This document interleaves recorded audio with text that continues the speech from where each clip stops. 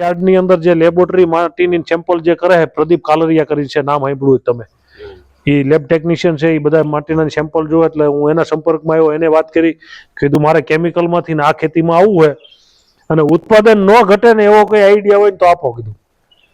એટલે મને કે એક આઈડિયા છે કે તમે જે કપાસનું વાવેતર જે કરો છો જેટલું અંતરે રાખો બે છોડ, એની લાઈનની અંદર તમે હાઈ ડેન્સિટીની અંદર કરો કે ટૂંકા ગાળે વાવેતર કરો. તો મેં બધું મને કે થોડુંક કરો, મેં કીધું આપણે બધું જ કરવું જે થાય એટલે બધું જ મેં ખાલી 27 ઇંચની ગાડીએ કપાસ વાવ્યો.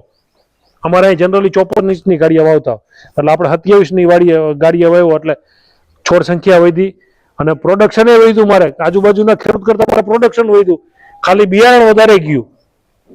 પણ એ કરવામાં તમારે ઘણું બધું ધ્યાન રાખવું પડે. એમાં યુરિયા તો દેવાનું હતું નહીં. જો તમે આવી રીતે હાઈ ડેન્સિટીમાં વાવેતર કરો તો યુરિયા આપી દો ને ભૂલે ચૂકે તો છોડ થઈ જાય આટલા માલ ન આવે. તો માલને એ વખતે અમે વહેલું વાવેતર કરીને એ છોડ ઉપર ટ્રેસ આપી